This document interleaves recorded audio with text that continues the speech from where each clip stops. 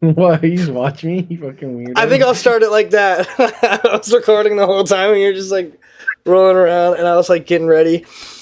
But yeah, so this week again fell through, big L, but we salvaged it. Anthony came up with a great idea. We can just talk a little bit about what I learned this week at college. I had a pretty interesting week. We talked about gender in my human sexuality class, which is quite a controversial topic that I don't think should be controversial, but and I also covered a decent amount of ground in research methods, and it was an online class. So other than that, it was a pretty good week. Ethics, we're just doing like the code of ethics for the behavior analysis code. So it's boring stuff, but I personally enjoy it. I like the boring stuff, I guess. So like I'm the person that contributes most in research methods and ethics. So maybe that's a good thing. But yeah, so to get us started, when it comes to gender, this guy named John Money first introduced the notion of gender as a psychological construct in the 1960s.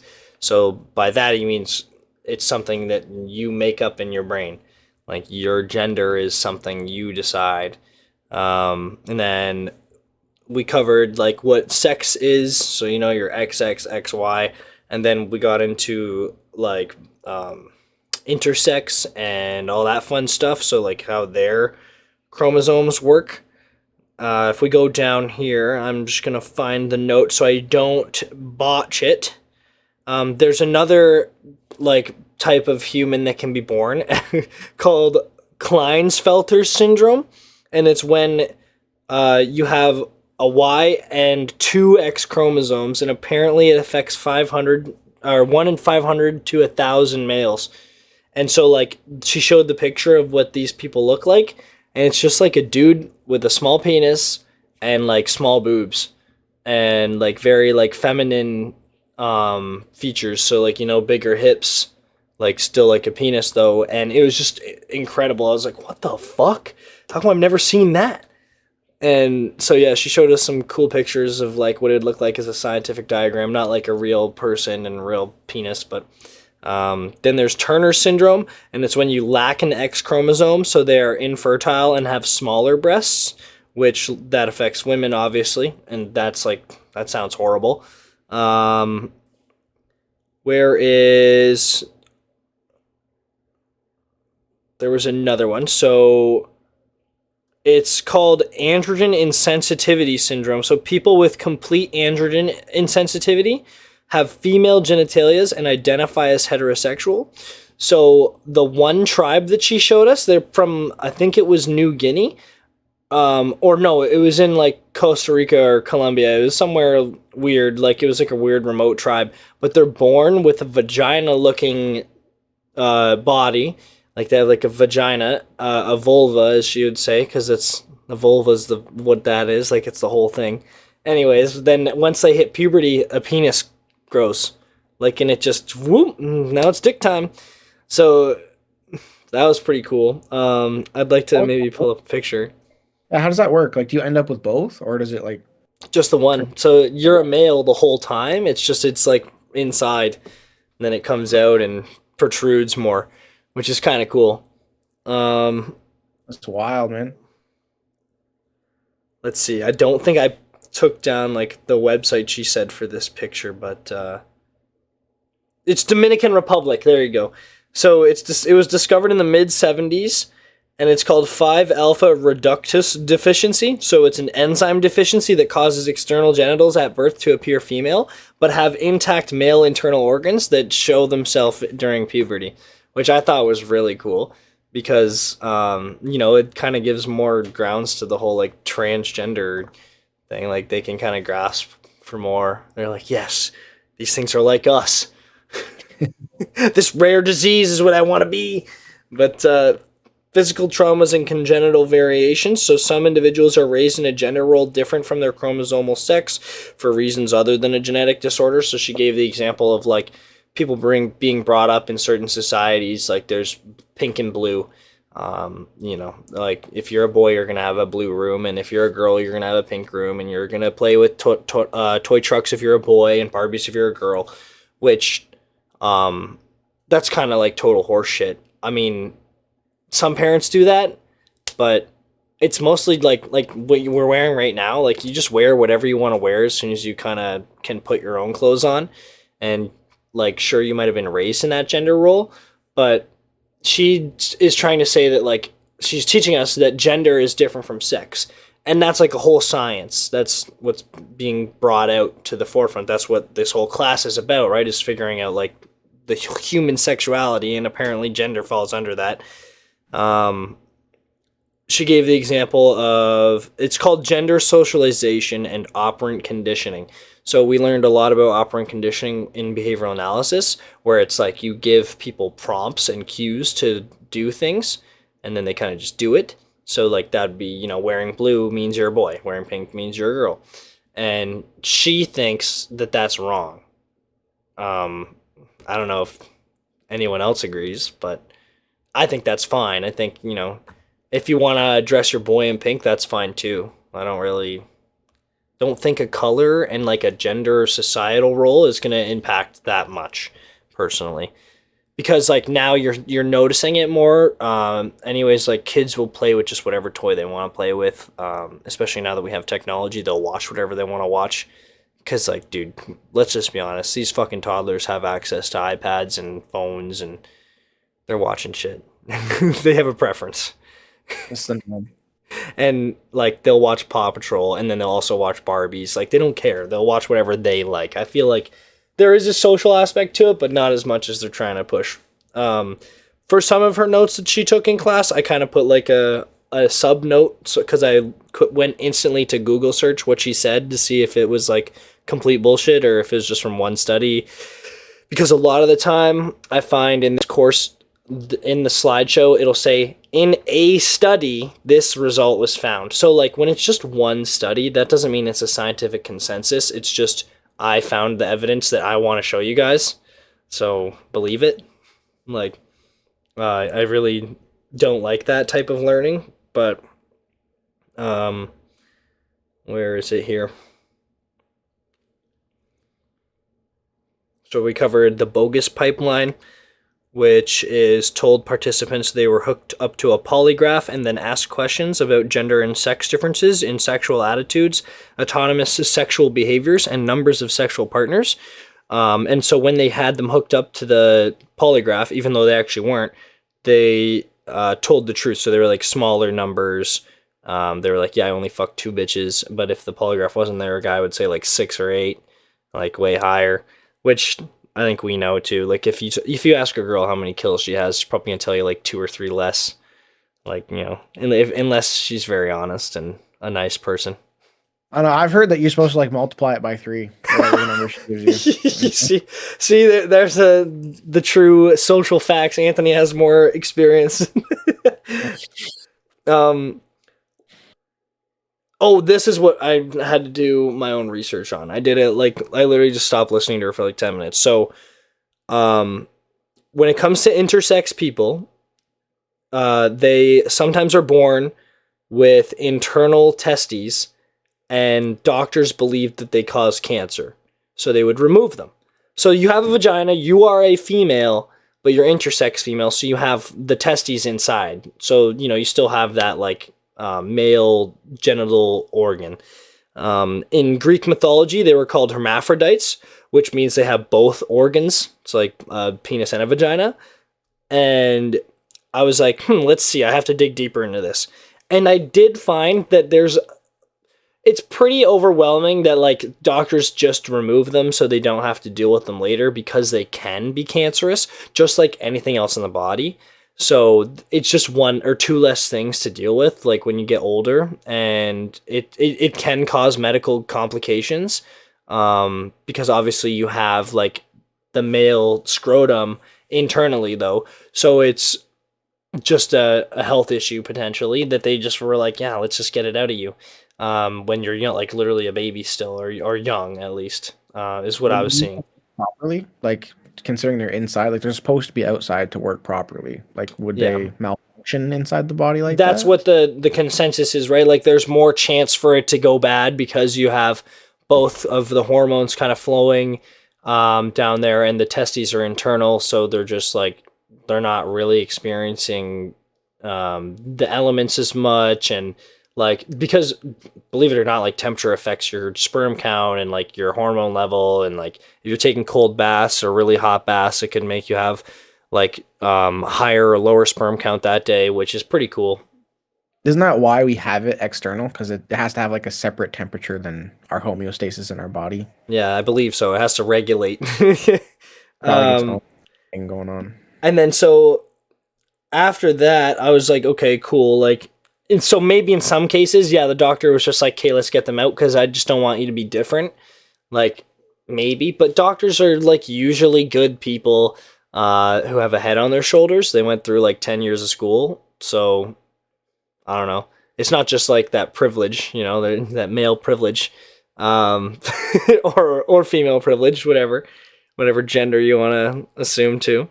But other than that, we talked about that some clinicians state that gender dysphoric children should be encouraged to accept their birth sex and thus avoid later medical procedures, such as gender affirming surgery.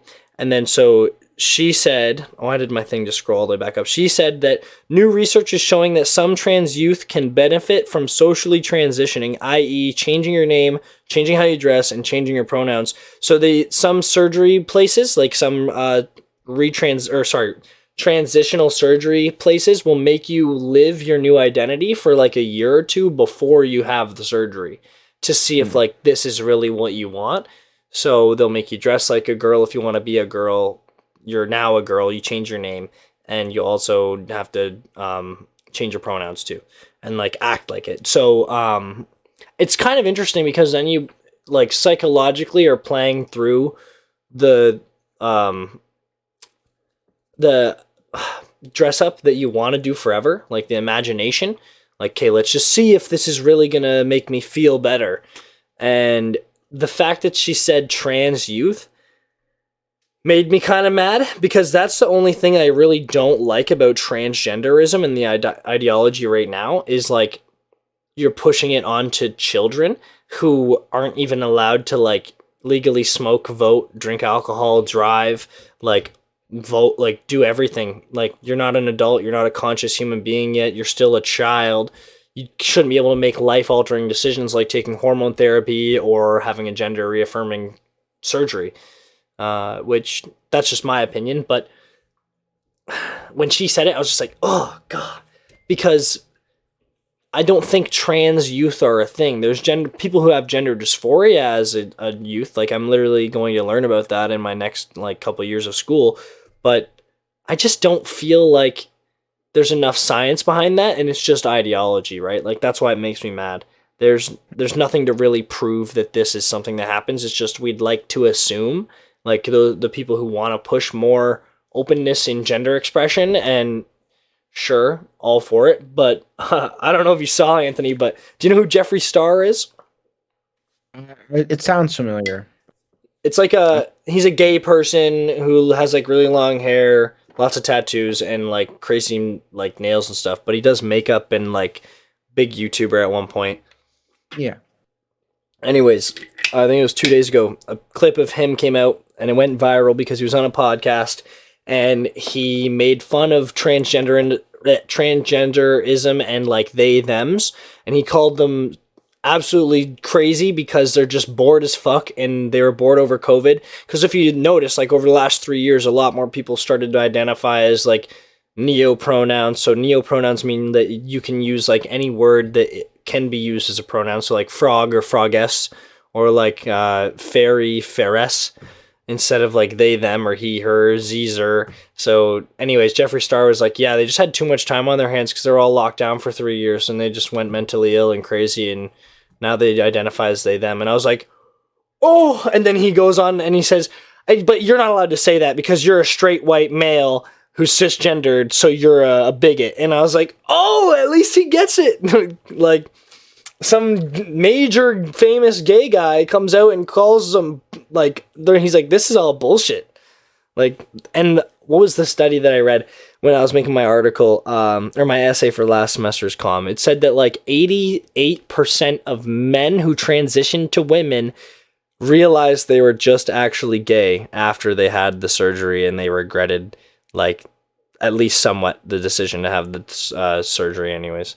So they were like, yeah, I'm just really gay. And like, maybe I don't want to be a girl. I just am very feminine.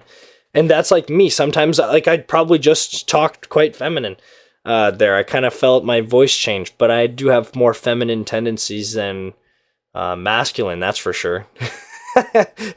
Maybe it's because I'm a mama's boy, but yeah, that's what I learned about in my gender lesson. It was a lot of like controversial, and then also she was flying through it because there was very low attendance. So I feel like she just didn't want to hold us there. And I also feel like there was low attendance because most of my class is like Middle Eastern, like Indians. So they just all skipped. I was like, weird. They came to every other class so far.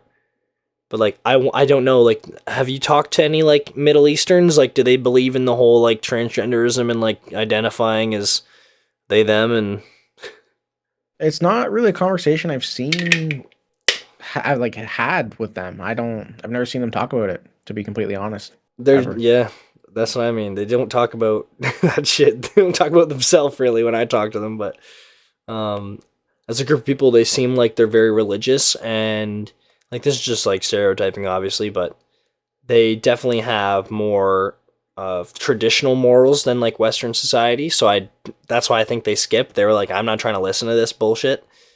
But that's just me. I could just be wrong. But there was really like 10 of us in class, and I think 4 of us were they thems. Uh, so it was a tough one. I didn't say much in class. I definitely wanted to raise my hand, but I was like, nope, I'd prefer not to get canceled, because my opinions are not welcome here.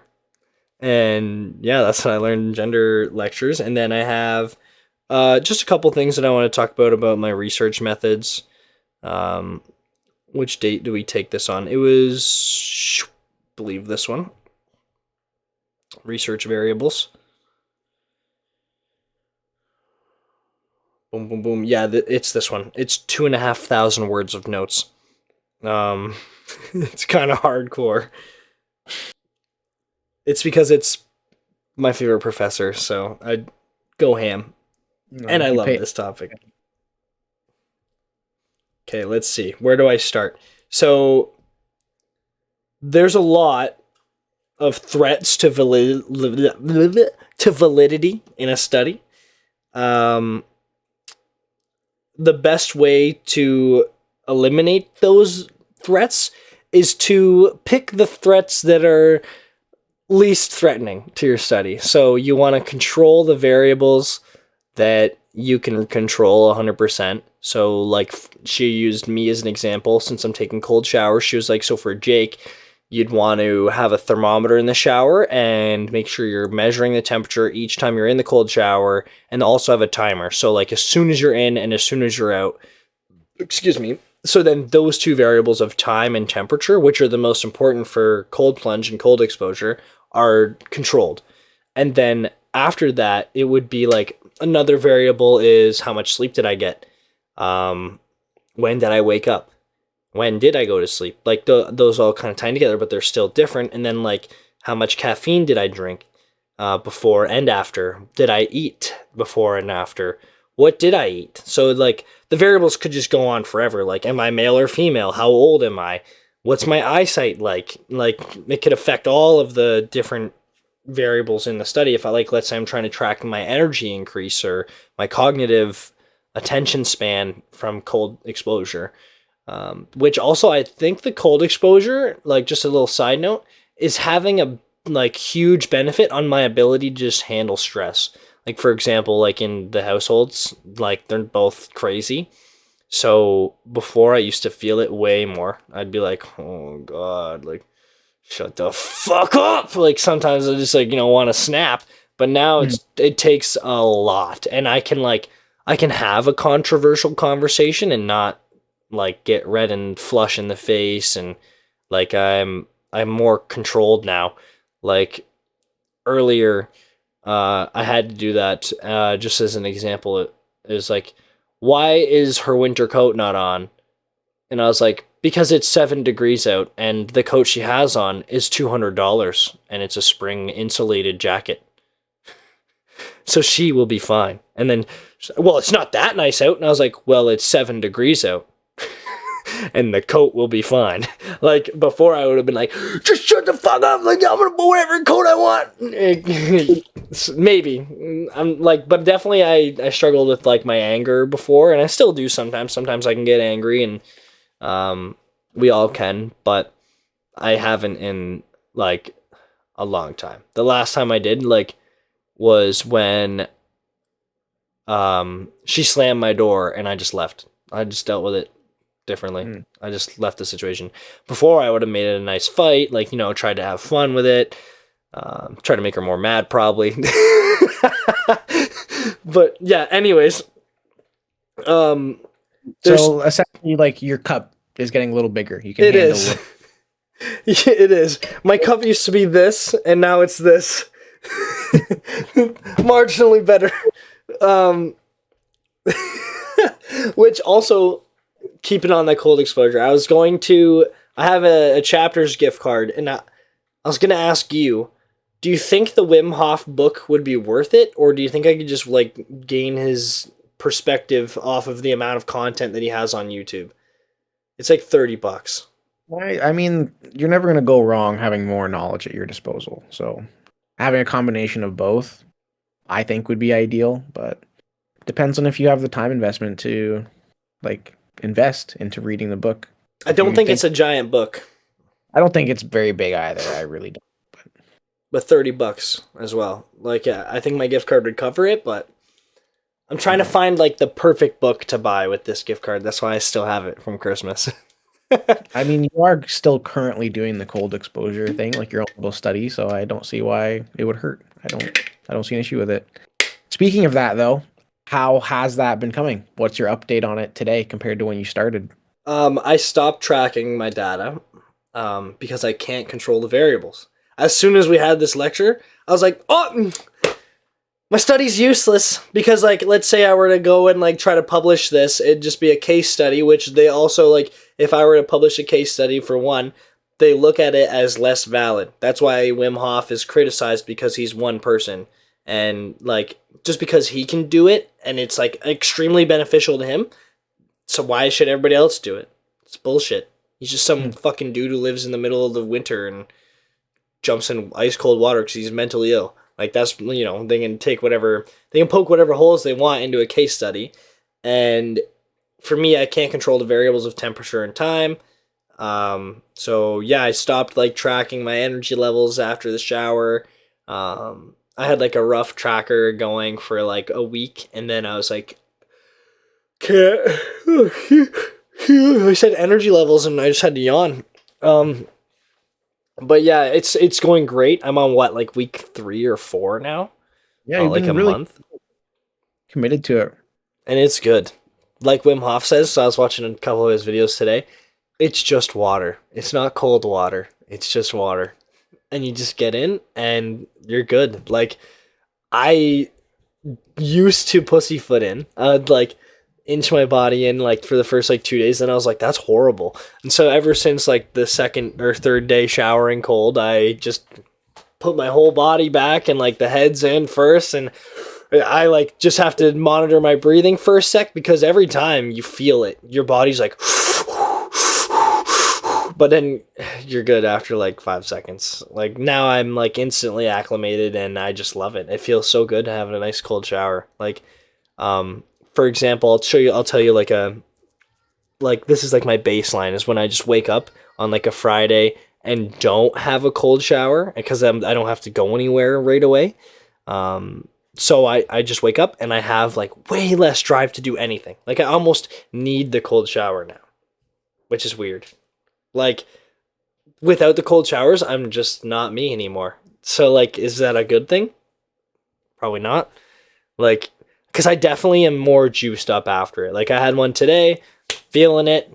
I love it. Cold showers are just great. So if you're trying to do anything, do a cold shower, cold exposure, like cold plunge. I also saw these they're like portable cold plunges, dude. Oh, I was thinking about buying one for when we move because it's like just like in a little inflatable ring that you fill up and then it like stands up and it's just as tall as like above my waist. So then you get in it and you're all crunched down.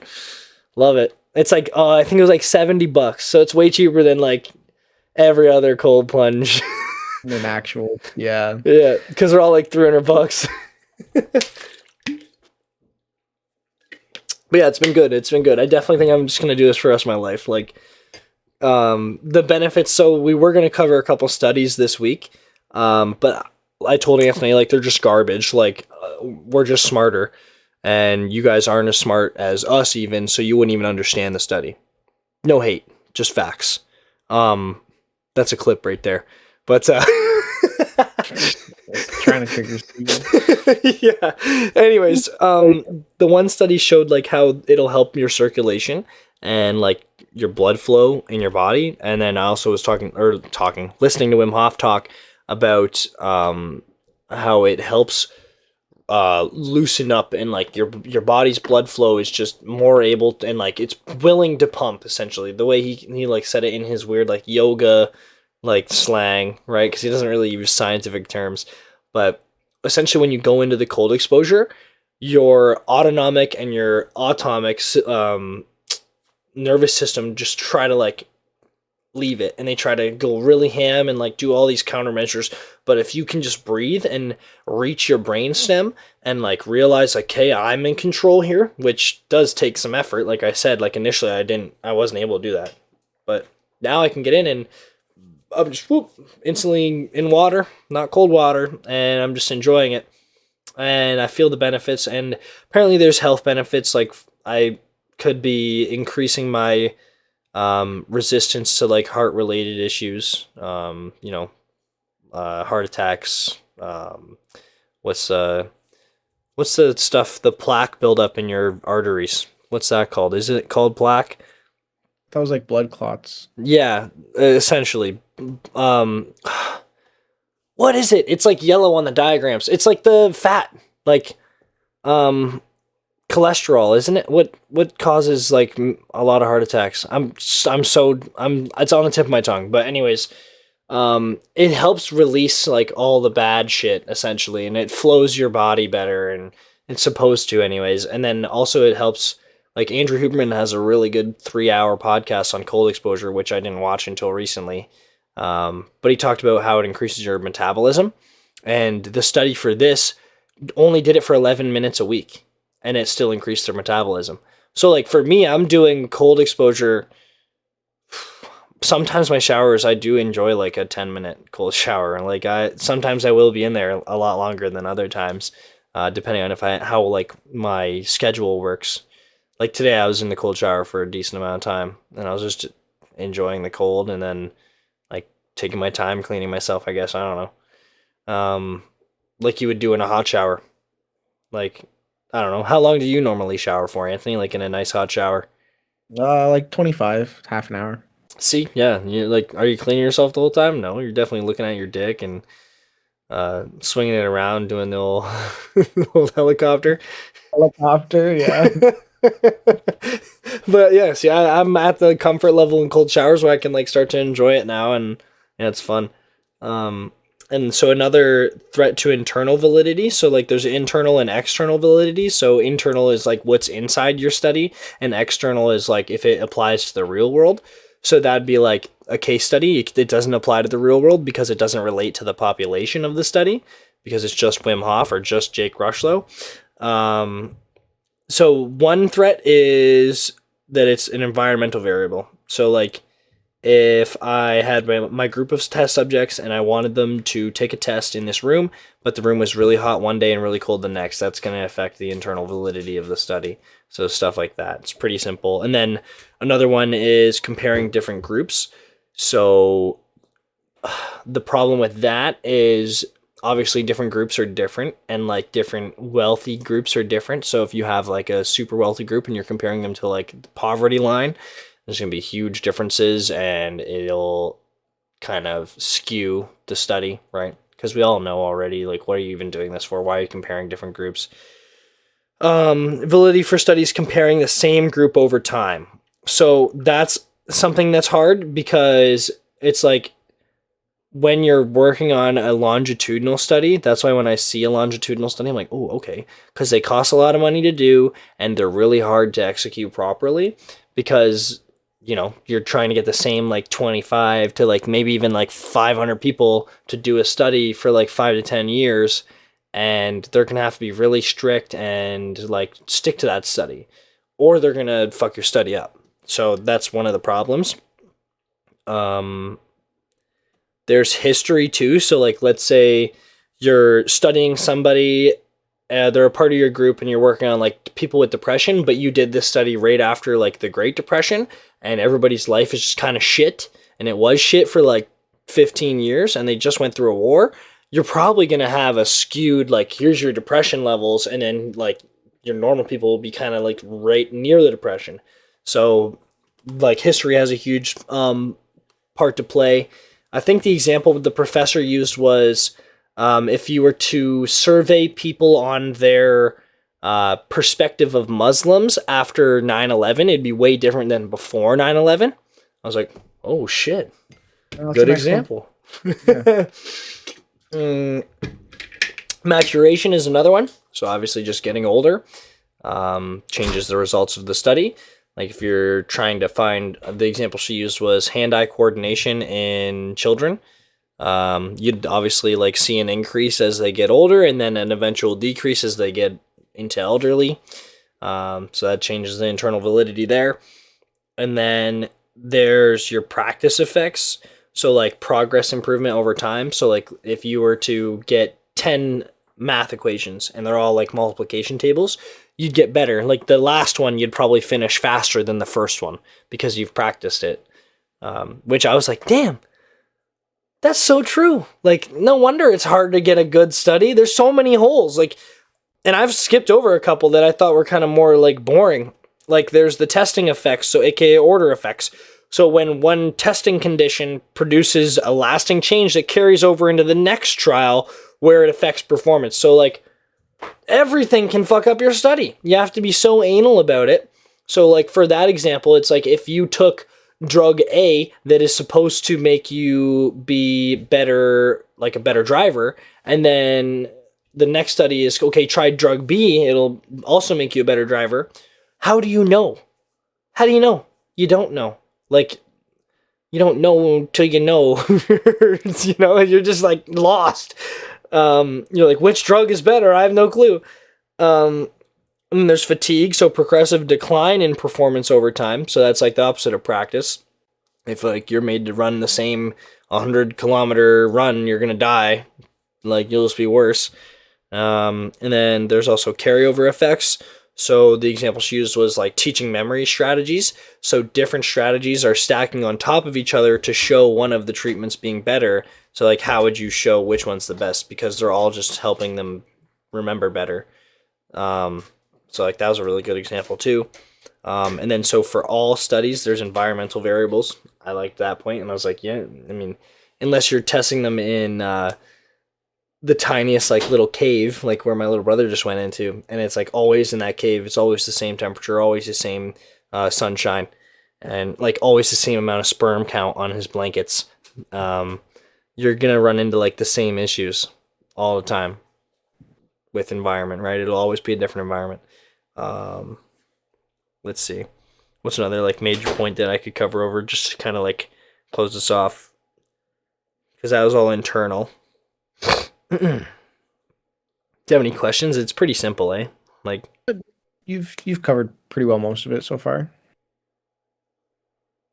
That's why I think a lot of people are like bored in this class, air quotations, because it's simple, but there's a lot of it, so you have to know it. And like if you're going to make a study, which I don't know why we are taking this course, because we can't even make a study. Like when I'm done this 3-year program, I can't do anything. I can go be like an assistant. I don't do any of it. I just like track the data or watch the kid or watch the person. You need to really go like for further education if you actually want to apply this knowledge of research studies, because in university they do a whole bunch of it. So external validity. External validity is when you're like testing a drug for fear of flying using a physiological measure, a drug that helps the fear of flying using a control group. So you put them all in a flight simulator. The people on the drug will their blood pressure is going lower. So like, okay, it looks like they're not as scared, but it's just because the drug reduces blood pressure. So like, it's actually the drug that is reducing the blood pressure. It doesn't mean they're not scared. So that's a cool example she gave there too. So that's internal, and then that's what external is. So threats to external validity. So external validity concerns whether the results of the research can be generalized to other populations, other settings, times, measures, and any characteristic of a study that limits the generality of the results. So category 1 is like generalizing across participants and subjects. So like results would be different for me and for you. Then it'd be for, I don't know, maybe like 80% of the other people our age. If we were just doing like a normal multiple choice test on, let's say, soccer, everybody else would be like, what the fuck? What's a CB mean? Category 2, generalizing across features of a study.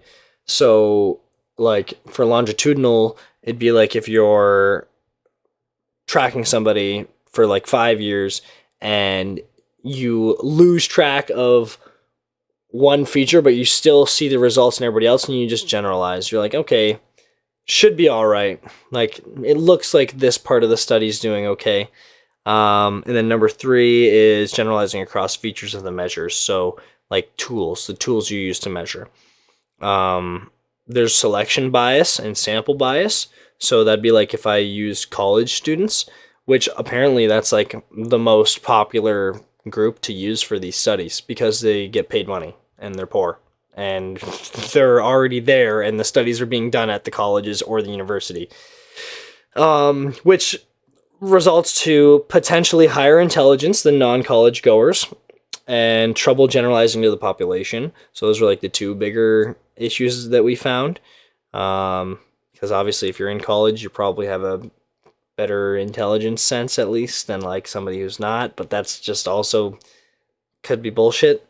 I mean, from my experience, they're all kind of the same. Jesus. We're all kind of the same, bro. It just depends on your effort. Like, I honestly feel like when we learned about intelligence in Psych 101, there's so much that we don't know about intelligence yet, but there's a lot that we know, so we can generalize, like what I just said. You can poke holes in the study of intelligence. So like, for me, I might have an intelligence cap, but I could reach that cap or I could not. Like, it doesn't mean I'm gonna reach the cap. If I want to reach the cap, I will. And there's all these people that are just not reaching their cap. And I feel like a lot of people have a high cap, especially now, with like skill-based matchmaking coming into the game in one of the most recent patches in the world of Outside, where like we all have electricity, we all have internet, we all have access to food and like water, like it's kind of like we're almost all in the same playing field. It's a nice patch to the game, came out in like 1960. It's kind of cool because everybody's intelligence now is up to them, I feel. And also there's a hereditary aspect. We can't take that away. Going on a little side tangent there. Because in twin studies, they actually saw that intelligence is heritable. But also they don't know exactly how much. Just from the twin study, it was like each twin was different still. One was smarter than the other, but they measure intelligence in different ways now too. There's musical intelligence, nature intelligence. There's your linguistic intelligence. There's your mathematical intelligence, your spatial intelligence. Like there's all different types of intelligence. And then there's just the random IQ tests, which are racist. So yeah, because IQ tests are meant for college people and like university goers, and people believe that they're biased and that, if a normal person were to take that test, not a college goer, it would show that they're like mentally handicapped or disabled mentally, or they'd fail it, or they'd get a really low IQ. So like, That's another thing. We just don't know. We've been trying to make an IQ test that is the best IQ test for like 100 years. I think that's what the professor said like last semester, but maybe I'll be the first person to make an actual valid IQ test that everybody agrees on, but I don't think so. Because that shit's insane, and I don't want to devote my whole time to that. Are you sure that's not above your skill cap? Yeah, that's above my skill cap. It's above my skill cap. I'm not in the intelligence skill gap, bro. I'll stay away from that. That's for like people who go to Harvard and their parents went to Harvard too. They got the hereditary intelligence. My favorite part, though, probably about external validity was when we talked about cross-species generalization.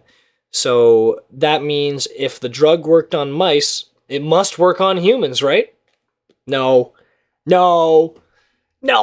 And the example that I got out of her during break was the COVID vaccine. So no, my podcast is going to get shut down now. You get one view on this, but we got the example. So I told her, like, recently the boosters were tested on, it was like 14 mice. And they were like, okay, good to go, safe. And then they put it on the market. Huh? And you can pull up that link. I honestly want to look for it right now so I don't just get like completely canceled. Let's see. Booster. COVID booster. Tested on 8 mice. First thing I type, bro. Ready? I'm about to show it up. It looks nice right there. It's a little bit small, I think. I'm going to make it a little bit bigger for the guys on screen. I'm kind of cutting into your chin a little bit, Anthony. I'm trying not to cover our faces. But if you look... yes, the Moderna... Where is it here? Have the new bivalent or bivalent... Look, there's another one. Pfizer booster mice data claim is plagued with problems. 8 mice hanging out in the bar. LinkedIn. New COVID boosters could get approved using an NPR, so they just used it off test results on mice. And see, like, I feel like that's a big problem. We were talking about how recently they de-aged a mouse with young mice blood, and then, like, it literally was able to run farther and faster. It lost its gray hair. Like, dude, it was a vampire. Like, it drank the young mouse blood and turned younger. I was like, what? So I read that article. And it's really cool. But if we were to generalize that and say, like, yep, it works. Put that onto the market. All these rich people who are old start taking young people blood, and then they just die.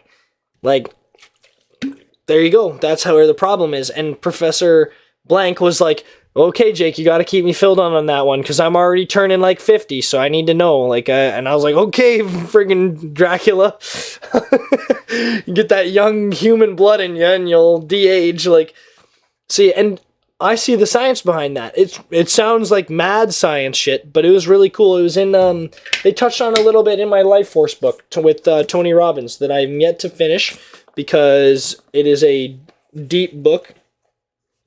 But I left it on this chapter because I knew I wanted to talk about it. There's my Walmart receipt. I don't know if you can see it there. Turning Back Time. It'll be soon available. Let's see. It'll be curable to cure aging. So they call aging like a disease. I'm trying to just find the quick part where they talk about mice. They talk about vitamin D3 and K2. I don't know if you take many vitamins, Anthony. I do not. Shit, eh? Should probably get on it. Yeah. You have fucking wrinkles on your head in no time, bro. Let's see. There's also like, I think it's here. Yeah, here. So there's a Clotho gene. It was knocked out in the mice, and then their lifespans were shortened by 80% just by getting rid of that gene. But when the gene was manipulated to turn on at a higher level, the mouse lived 30% longer than normal mice. A longevity bonus equivalent to more than 20 human years. That fucking shit blew my mind. Damn. And then so we keep reading on here. And as Clotho Therapeutics CEO and founder Jim Plante explained to us, the Clotho story is much like the tale of NAD+. As our bodies age, we develop deficiencies of this critical anti-inflammatory. His company has developed a small molecular pill that promises. Oh, dude, did you hear how I just said promises? Promises. Too much soccer fucking FIFA names, bro. To unlock the Clotho gene, restore its information to youthful levels, and stop degenerative illness in its tracks. Their first human clinical trial will be aimed at acute disease of the kidney, where Clotho concentrations are highest, but they're also planning to tackle cancer, heart disease, diabetes, and frailty. So, like, frailty, for you people who don't know what that means, is your bones break easy. And since Clotho penetrates the blood-brain barrier, which only alcohol and that does, and, like, a couple other chemicals, they're optimistic that it could help prevent dementia. It's already established that a healthy amount of Clotho is associated with larger brain volume and enhanced memory and other cognitive functions. So, yeah, there's that. It's kind of cool, eh? Where is it here? I wonder. I like how he bolds some of it too. Like the really important stuff he puts in bold in his book.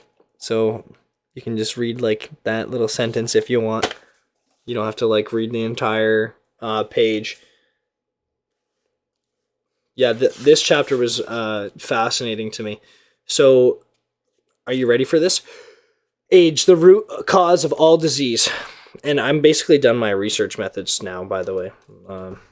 That like included at the external validity. So whether we're 20 or 40 or 60, we're getting older each moment, every day. And it's not just you and me. As people live progressively longer, the entire world is aging, and the trend is accelerating. In 1800, the world's average life expectancy was only about 30 years. By 2019, thanks to antibiotics and vaccines and better hygiene, plus a sharp drop in child mortality rates, the worldwide average had zoomed up to 73, and a lot longer than that in the Western nations like the United States with strong healthcare and modern sanitation systems. By 2050, the segment of the world's population over 60 will be nearly twice what it is today. More than 2 billion people, nearly 1 of 5 souls on Earth, will be age 60 or over, which is crazy. That's a whole quarter of our world's population, right? There's 8 billion, or is it 10 billion now? I'm not sure. I can't remember. I saw an Instagram post about it. I haven't looked at that. It says here that the typical person in the United States now lives to age 79, and once we make it to 65, statistics show that we can look forward to another 19 years on average. So like if you're just like normal. A healthy 80-year-old free of terminal illness has a good shot of lasting another decade or more, which is nuts. Like once you hit 80, you're chilling. But while our quantity of life has risen significantly, our collective quality of life is for the moment stuck in neutral, which is very true. More than 2 of 3 deaths come from one or more of the big 6: heart disease, cancer, stroke, chronic obstructive pulmonary disease, diabetes, and Alzheimer's. And then we'll be addressing all of them and the latest breakthroughs, treatments, and prevention tools in section 4 of this book. So, like, that's later on. Let's see. Blah, blah, blah. More and more top scientists now agree with Sinclair on this point. Blah, blah, blah. That you should just stop smoking. Because apparently smoking... where's the percentage here? So, the biggest risk factor by far is aging. While smoking increases your cancer risk 5-fold, according to Sinclair, aging rises it 500-fold. So literally, just as you get older, you're going to get cancer.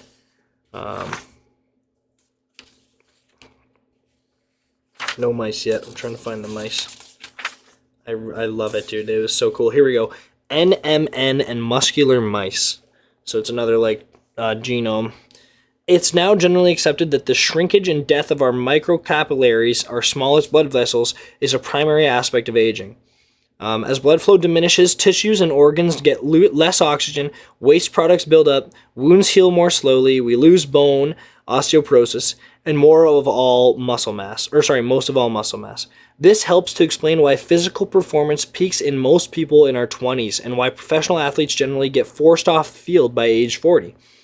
We know that regular workouts can help stave off this decay. Hey, hit the gym, baby! Hit the gym!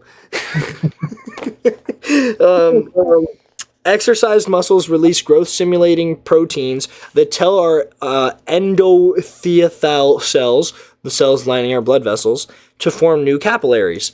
And then this guy, his name is Sinclair. He is like a Harvard professor. Excuse me, I'm dying. In his quest to better understand what was happening, Sinclair conducted a remarkable experiment. His team at Harvard gave NMN, so nicotinamide mononucleotide, which, dude, scientists, bro, no wonder they get paid big bucks. Like, nicotinamide mononucleotide. Imagine saying that during a lecture and not having to sound like me, like I'm literally like off grade 5 trying to read something. So that's the precursor molecule that is converted into NAD plus inside our cells. So to 20-month-old mice, equivalent to a human in their late 60s and early 70s. And do you know what happened, he says? The animals were revitalized. They formed new and more densely networked blood vessels. Their mitochondria revived as well. And with more blood flow and oxygen, their muscles got larger and stronger. Their transformation was quite amazing. Within 2 months, the revitalized animals were running 60% farther than an untreated control group. So just old mice. They'd become as vigorous as mice half their age. By every measurement that mattered, they were young again. This is why Sinclair and his dad take a gram of NMN every morning as a supplement, which I've never looked up NMN. I'm going to look it up right now. Any comments on that while I do this quick little... Not so far. This is my first time hearing about it, so it sounds like a wonder drug. I'm obviously skeptical a little bit, but right, look how much it costs too. Oh wait, I keep forgetting you can't see. So, pure NMN for 30 grams. So they're taking a gram a day, $80.77. That's nuts. That's expensive. Like that's a month, bro. You're spending $90 for 100 grams. It's $141 though. So like buy in bulk, which. So apparently NMN has been able to suppress age-associated weight gain, enhance? Dude, what is wrong with my mental today? Oh, dude, yeah. Enhance energy metabolism and physical activity, improve insulin sensitivity, improve eye function, and improve mitochondrial metabolism and prevent age-linked changes in gene expression. So, I mean, if Google doesn't lie, the book's not lying. The Harvard scientist is right. What page is this? 115? I'm actually going to bring this in for my professor. She'll love this. She'll be like, look, I'll be like, look, it's in the book, professor. She'll be like, oh my God.